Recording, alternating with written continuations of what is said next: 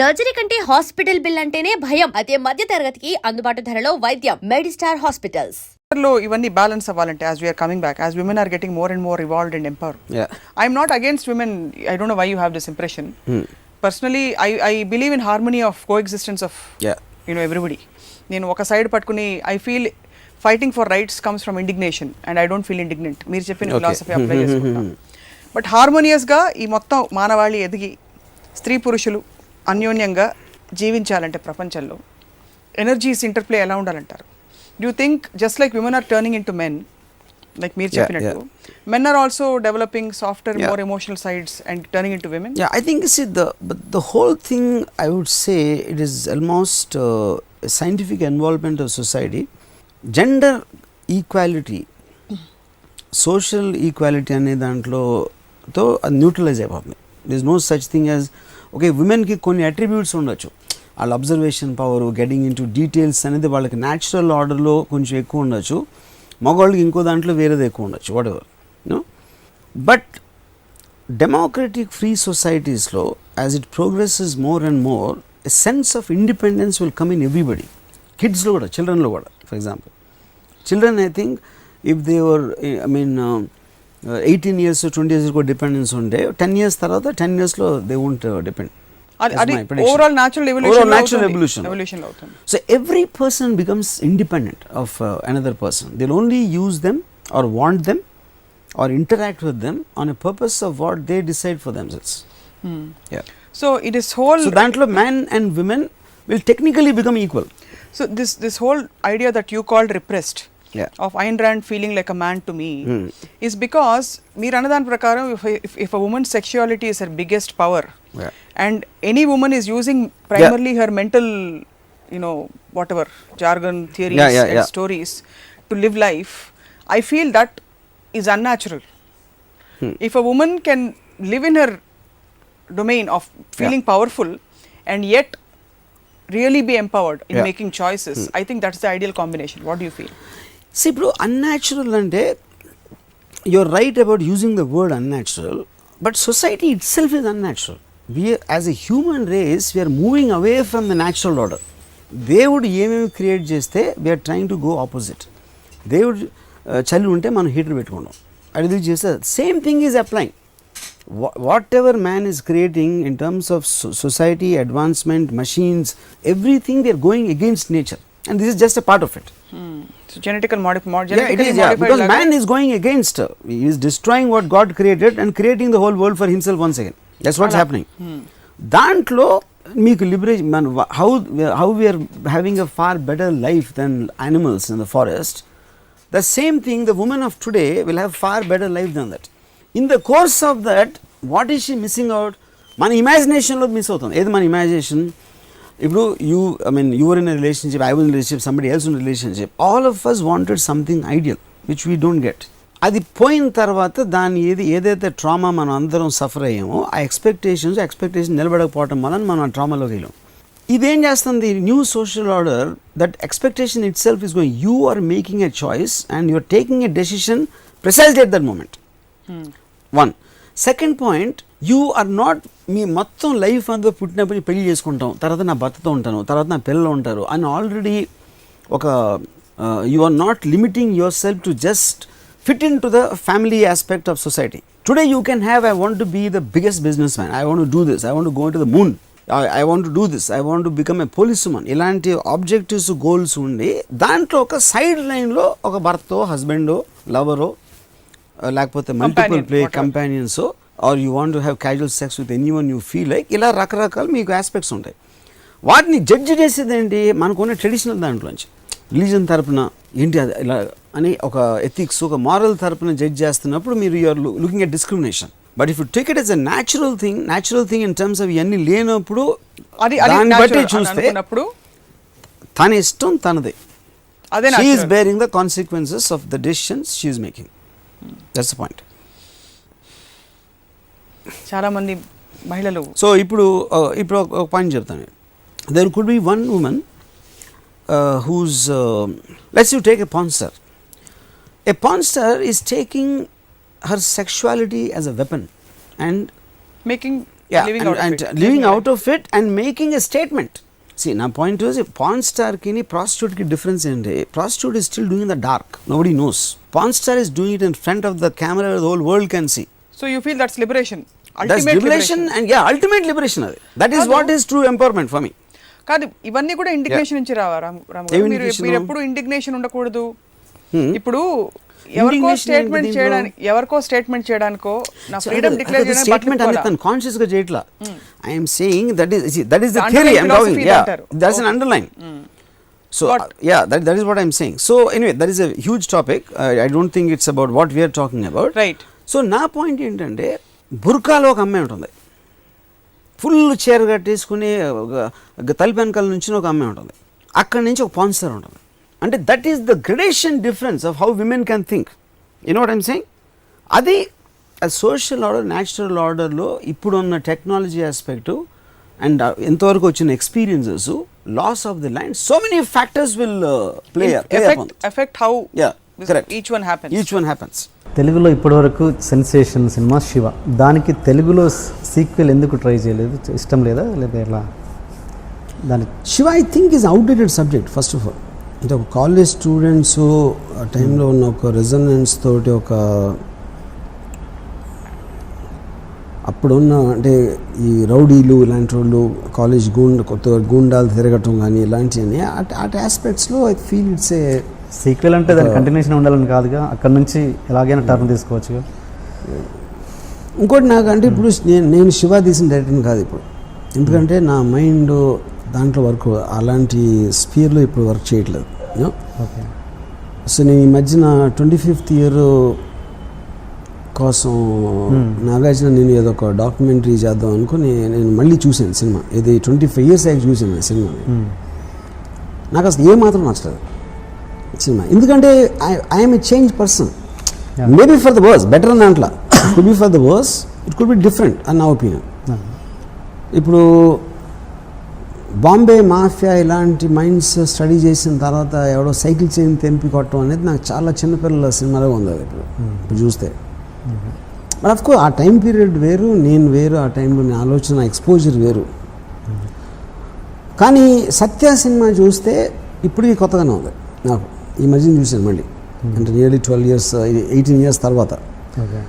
శివ నాకు చాలా old fashion ఉంది, ఎందుకంటే సత్య బికాజ్ మీకు క్యారెక్టర్స్ రిలేషన్షిప్ బేస్ కాబట్టి దానికి ఏజ్ ఉండదు. శివ ఏమో వెరీ స్ట్రక్చరలీ డిజైన్ ఫిల్మ్, అది ఎఫెక్ట్ కోసం డిజైన్ చేసిన సినిమా అది యాక్చువల్గా. Cutting points, background music, chase ఇలాంటివన్నీ. It is not a realistic film, just atmosphere వలన మీకు ఒక రియలిస్టిక్ ఫీలింగ్ ఉంటుంది దాంట్లో. మీరు మామూలుగా సినిమాని ఒక క్యాల్కులేషన్ పెట్టుకొని తీస్తారా, లేకపోతే మీకు నచ్చిన థాట్ నచ్చిన థాటే తీస్తాను. క్యాల్కులేషన్ బిజినెస్ లెక్కలు ఇవి ఏ ఉండవు.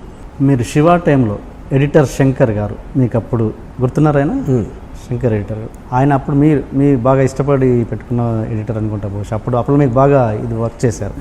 ఆయన సడన్గా ఆల్ ఆఫ్ సడన్ మిమ్మల్ని వదిలేసి వెళ్ళిపోయారు. అంటే ఇప్పుడు అప్పుడు పేమెంట్ ఇంతకుముందు టాపికే, సేమ్ టెక్నీషియన్లకి పేమెంట్ అన్న టాపికే, ఎందుకు మొత్తానికి మధ్యలో వదిలేశారు శివ? టు స్టార్ట్ విత్, నేను ఎప్పుడూ ఎవరిని ఇష్టపడి పెట్టుకోలేదు. గౌతమ్ రాజ్ గారు దగ్గర అసిస్టెంట్ శంకర్, అవును. గౌతమ్ రాజ్ గారి దగ్గర అసిస్టెంట్ సత్యబాబు. ఓకే. గౌతమ్ రాజ్ గారిని వద్దు, సత్యబాబు అసిస్టెంట్ పెట్టుకుంటా అని చెప్పాను శివాకి. ఎందుకు, నాకు ఉట్టి నా సినిమా మీద కాన్సన్ట్రేట్ చేయాలి. గౌతమ్ రాజ్ గారు 20 సినిమాలు చేస్తూ ఉంటారు ఎనీ టైంలో. ఓకే. అందుకే అంత పెద్ద ఎడిటర్ని కాదని చెప్పి అతని అసిస్టెంట్కి నా ఫస్ట్ పిక్చర్కి నేను తనకు బ్రేక్ ఇచ్చాను. ఓకే. సత్యబాబు అసిస్టెంట్ శంకర్. ఎప్పుడైతే సత్యబాబు శివ తర్వాత నేను ఏదో పెద్ద అయిపోయినా సత్యబాబు శంకర్కి ఇచ్చాను బ్రేక్. ఓకే. తర్వాత శంకర్ అసిస్టెంట్ భానుకి ఇచ్చాను. ఓకే. అదే నేను ఫాలో అవుతాను ఎప్పుడు. కెమెరామ్యాన్ అవ్వచ్చు, అసిస్టెంట్ డైరెక్టర్స్ అవ్వచ్చు, లేకపోతే ఎడిటర్స్ అవ్వచ్చు, నేను ఎవరిని అసలు వాళ్ళ కాంట్రిబ్యూషన్ నాకు అవసరం లేదు అసలు, ఎందుకంటే అది నా క్లారిటీ అది.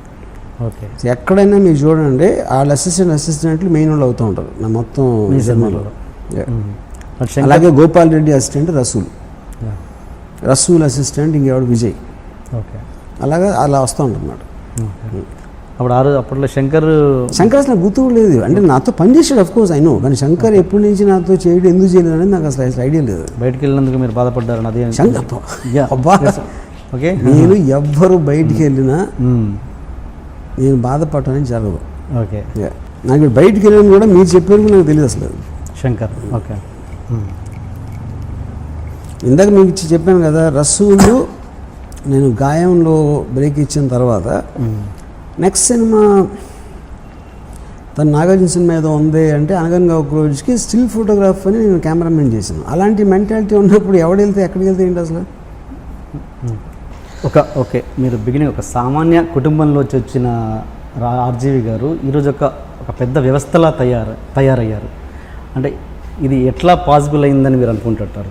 ఎట్లా ఇంత ఈ స్టేజ్కి రావడానికి ఒక వ్యవస్థ నడుపుతున్నారు ఆల్మోస్ట్ మీరు? ఇప్పుడు వ్యవస్థ చేద్దాం, నడుపుదాం, అవుదాం అనే ఉద్దేశం నాకు ఎప్పుడు లేదు.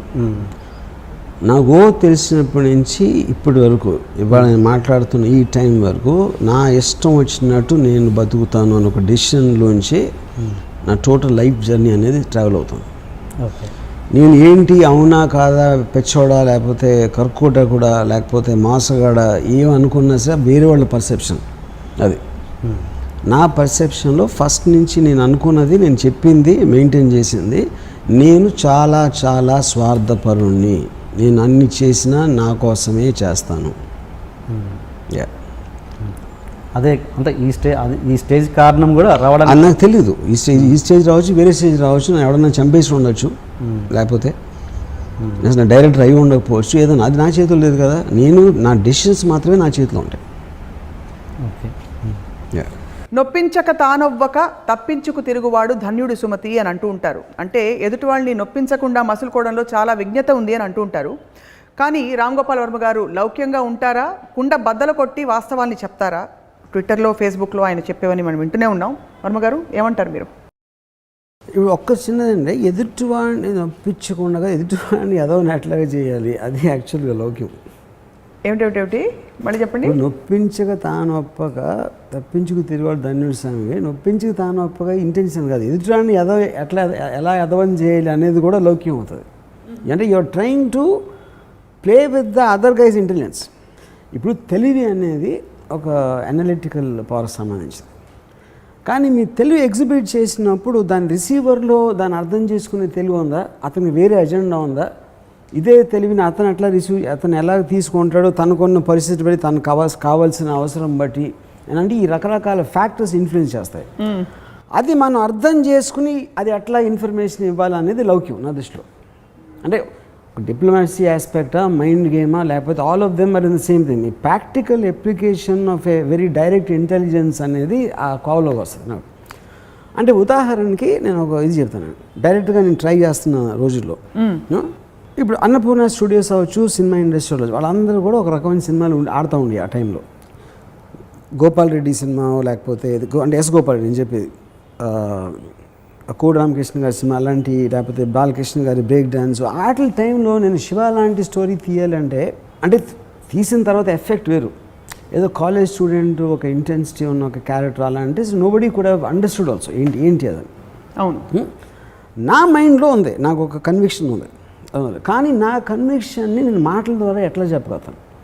ఇప్పుడు నాగార్జున నేను క్లోజ్ అయిపోవచ్చు, లేకపోతే సురేంద్ర నేను క్లోజ్ అవ్వచ్చు, కానీ ఒక కమర్షియల్ డెసిషన్ తీసుకోవాలి, ఇలాంటి సినిమా తీద్దాం, డెఫినెట్గా బాగుంటుంది అనే ఒక కాన్ఫిడెన్స్ వచ్చి చేయటానికి ఊరికనే విన్నప్పుడు ఇంటే బాగానే ఉంది అని ఆ మూమెంట్కి ఎంజాయ్ చేయడానికి ఒక డిఫరెన్స్ ఉంటుంది.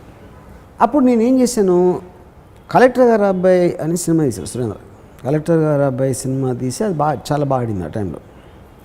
దాని తర్వాత ఇమ్మీడియట్గా కోదండరామిరెడ్డి గారికి డేట్స్ ఉన్నాయి నాగార్జునలో. ఆ స్టోరీ చేయడానికి నేను, గణేష్ పాత్ర, కోదండరామిరెడ్డి గారు మేము అందరం కూర్చుని అక్కడ ఒక కోదండరామిరెడ్డి గారు చాలా బిజీ ఆ టైంలో, ఎన్నో సినిమాలు చేస్తూ ఉండేవారు ఆయనకంటే స్టోరీ వినటానికి కానీ దానికి టైం ఉండేది కదా దానికి. సో ఆటోమేటిక్గా గణేష్ పాత్ర వీళ్ళందరూ మేము అందరూ కూర్చుని ఫైనల్గా అయిపోయిన తర్వాత నాగేశ్వరరావు గారికి స్టోరీ చెప్పడానికి నన్ను పంపించారు చెన్నై నుంచి హైదరాబాద్కి. నేను ఈ లోపల ఇప్పుడు కోదండరామిరెడ్డి గారి సినిమా ఉండి, దాని తర్వాత బి గోపాల్ గారి సినిమా ఉండి, దాని తర్వాత ఏదో మళ్ళీ రాఘవేంద్ర గారి సినిమా ఉండి, ఇంకా మనకు బ్రేక్ వచ్చిందా టైం పరి నాకేమో రేపు పొద్దున్న స్టార్ట్ చేసే షూటింగ్ అనేది నా ఉద్దేశం. అప్పుడు నేనేం చేశాను, నాగేశ్వర్ దగ్గరికి వెళ్ళి ఆయనకి ఒక ఈ స్టోరీ ఏదైతే ఉందో దాన్ని అటు ఇటు తిరిగేసి చెప్పాను. అంటే ఆయనకి నచ్చకూడదు అనేది నా ఇంటెన్షన్. అది అప్పుడు సెల్ ఫోన్ ఉండేది కాదు. సో నేనే కమ్యూనికేటర్. మళ్ళీ నాగేశ్వర గారు షూటింగ్ టైం నేను మేకప్ రూమ్లో చెప్పి ఆయన మళ్ళీ వెళ్ళి ఎక్కడో ఫోన్ ల్యాండ్ లైన్లో చేసి అంత సీన్ లేదు. నాకు ఇది బాగాలేదు, ఏంటి స్టోరీ, ఈ సీన్ ఎట్లా ఉంటుంది, అట్లాంటిది లేదు చెప్పారు. నేను మళ్ళీ ఫ్లైట్లో చెన్నైకి వెళ్ళి నాగేశ్వరరావుకి ఏమేమి నచ్చలేదు అనేది నేను చెప్పాను.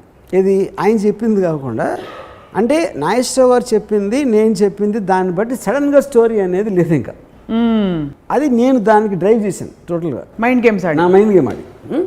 తర్వాత సడన్గా ఒక నెల 2 నెలలు షూటింగ్ డేట్స్ ఉన్నాయి. ఇప్పుడు స్టోరీ లేదు. సడన్గా ఆ మూడ్లో వాళ్ళని కింద వదిలేసి నాగార్జున దగ్గరికి పైన ఫ్లోర్లో ఉండేది నాగార్జున మెడ్రాస్ ఆఫీస్లో.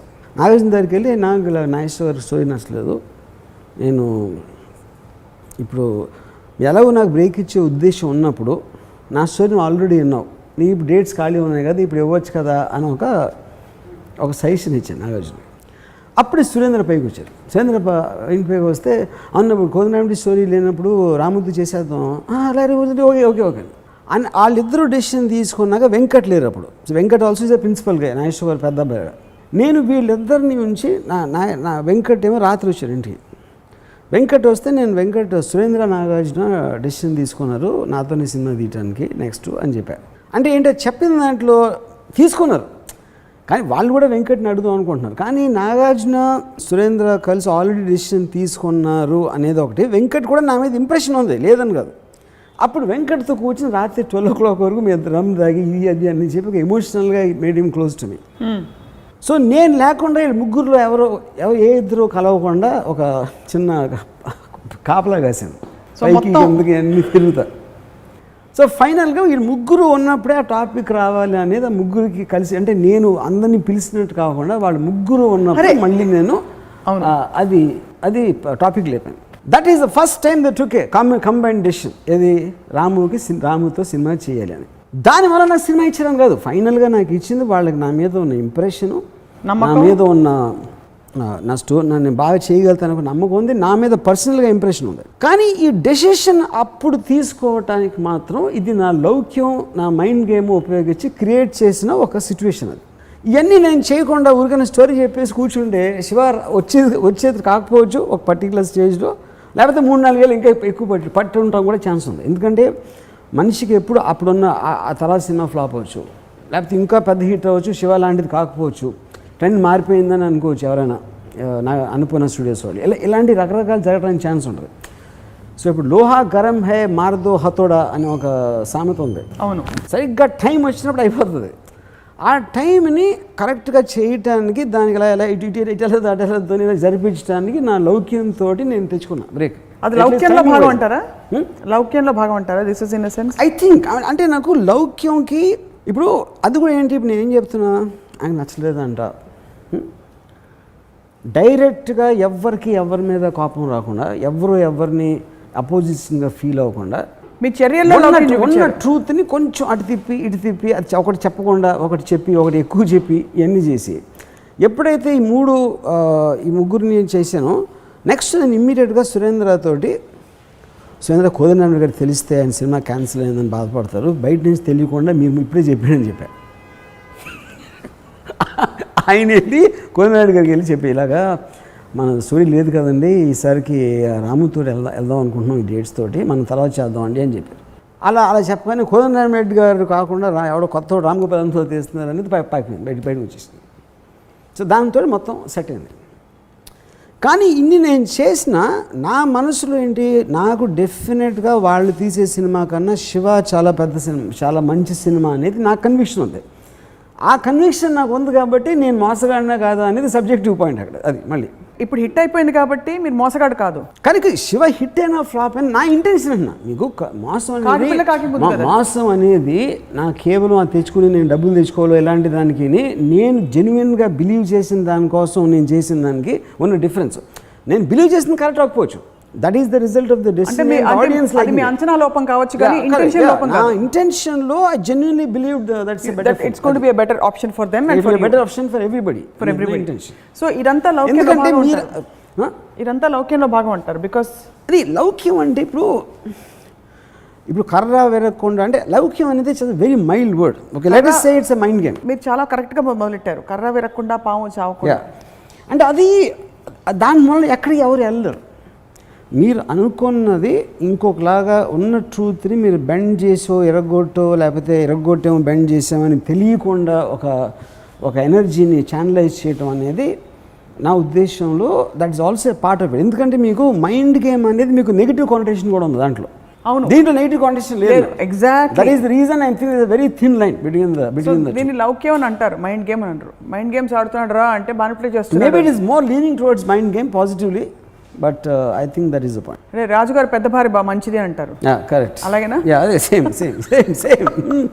For more videos, please subscribe to iDream. Hi, this is Sai Kripa, strength coach. For more videos, please subscribe to iDream. And more videos, please subscribe to iDream Media. Hi, I'm Sirisha Reddy, fashion designer. Please subscribe to iDream Media. For more videos, please subscribe iDream Media. Please do subscribe to iDream. Hello అందరికీ నమస్కారం, నేను మీ getup Srinu. Please subscribe to iDream Media.